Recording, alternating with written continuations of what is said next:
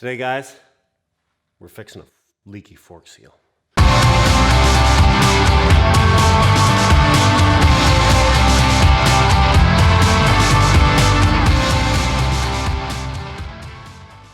Hey guys, what's going on? Today, I am in thrash mode because I've got to replace the leaky fork seals. They're hard as rocks on the old CB750K here. And then I'm racing to make it to the first Motosocial event here in Halifax of the year. This video was filmed in May.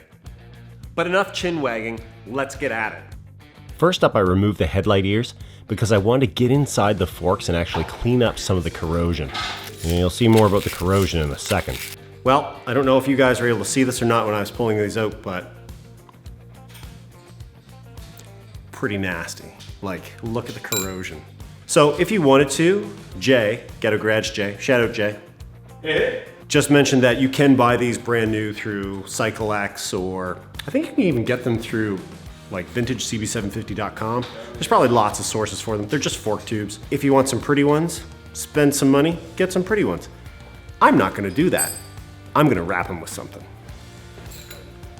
First off came the upper fork gator retainer. Then the fork boot. Boot. Then I removed the 10mm drain bolt at the bottom of the fork. And then off came the fork tube nut at the top. Now these things can get a bit messy, so I had some drain pans on hand. But the fork oil really only comes out once you tip them upside down to get the spring out, or you give them a few good pumps. Yes, messy. Use a clean piece of cardboard. Well, or a piece of cardboard that's relatively clean with spray paint overspray on it. Now I disassembled everything like this because I'm going to clean everything. I even removed the bottoms of the axle retainer. Don't forget to remove the 6mm hex bolt in the bottom of the fork.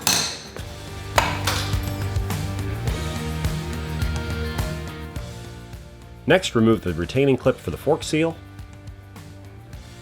You might as well do both forks at the same time. And then with a little gusto and bravado, yank the fork tube out. Okay, not that much bravado needed. Now here's where I really struggled, and there might be a better way to do this. I used my seal picker tool. These were in here so badly though. Hence, going for a bigger bar. This did the trick. It did not mar the end of the fork tube that badly. Even if you mar this end of the fork tube, you're not going to see the damage if you're using stock or aftermarket gators. Now right here, I wiped everything down with kerosene. Kerosene is a great degreaser. It's not harsh on these parts. Perfectly fine to use. It does a fantastic job of cleaning up oil and gunk. Now I don't have budget for brand new forks. There is one area of concern though. I have one spot that could potentially cause damage to the fork seal. I think it's actually outside of the range of travel. Time will tell. This could be a very good reason to opt for brand new fork tubes. And then it was time to put the forks back together. When you start to put these back together, the first part that goes back in, which I actually didn't show removing, is the fork lock. At least that's what Honda calls it. This little sucker plops down in with the large, flat section at the bottom of the fork. Obtain your favorite brand fork seal. Yeah, not really my favorite brand, but they do the job. You do want to make sure these are orientated the correct way when you put them on your fork. Now these are the old seals that I'm going to use to drive the new seals in.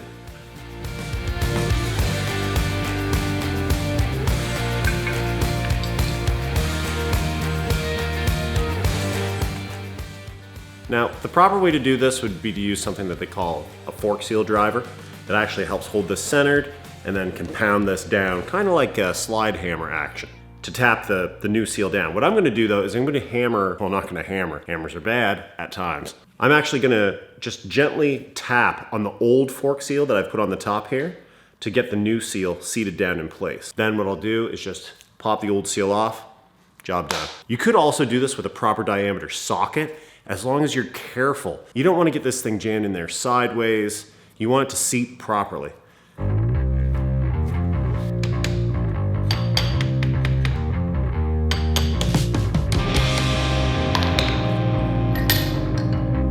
I I did end up using a really large socket that I had to try and just tap this down into its final position. Then in goes the fork tube, followed by the retaining clip. I used a flathead screwdriver to make sure the clip was actually seated properly. Next up, the fork gator goes back on. We put our drain bolt in. And don't forget the Allen bolt in the bottom.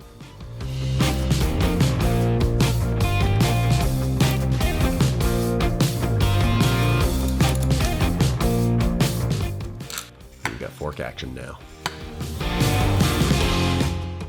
Fill your fork tube with the appropriate fork oil.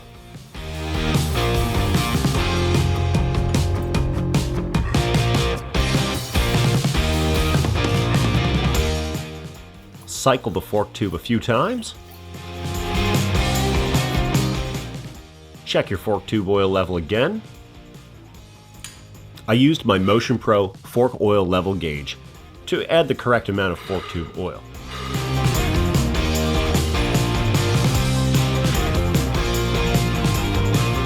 Then we install the fork tube cap bolt. Remove the fork from your vise, which you clamp gently, and reinstall your fork tubes.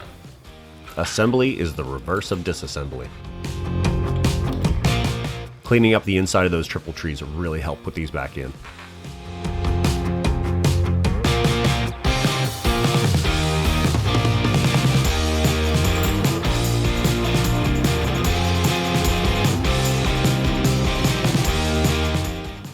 Install the bolts. Now, I am using an impact gun here. I am not coming onto these crazy though. I just allow the clutch to engage for a half a second. I did go back and torque these to their appropriate values. On goes the brake caliper adjuster and the brake caliper. Now check your climber, your Haynes manual, because there is a specific adjustment that you have to make for this. I didn't show this in this video. Like I said, it's covered quite well in a climber or Haynes manual. On went the front fender. And then my nephew showed up in the garage to help me wrench. Thank you, my sir. Is it on right now? Yeah, it's on right now. He's a pretty decent helper. I thought he might also want to be on YouTube. I then decided to reinstall the wheel, and my nephew decided he'd show off his flossing.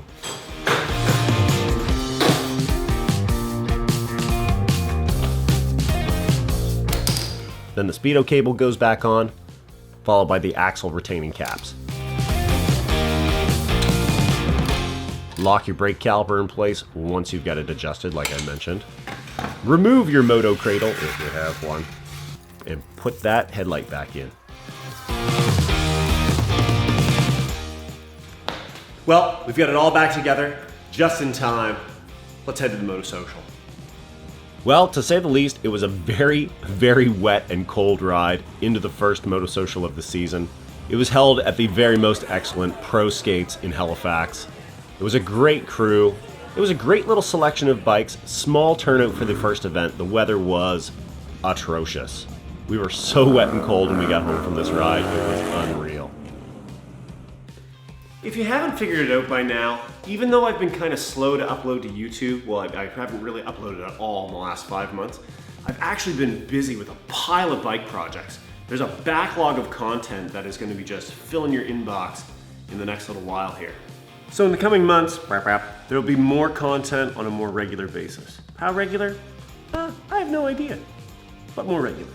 Guys, if you like making old stuff run like new again, give this video a like, subscribe if you haven't already, and guys, I will see you in the next video. Oh, spoiler though, it involves more than 2 wheels.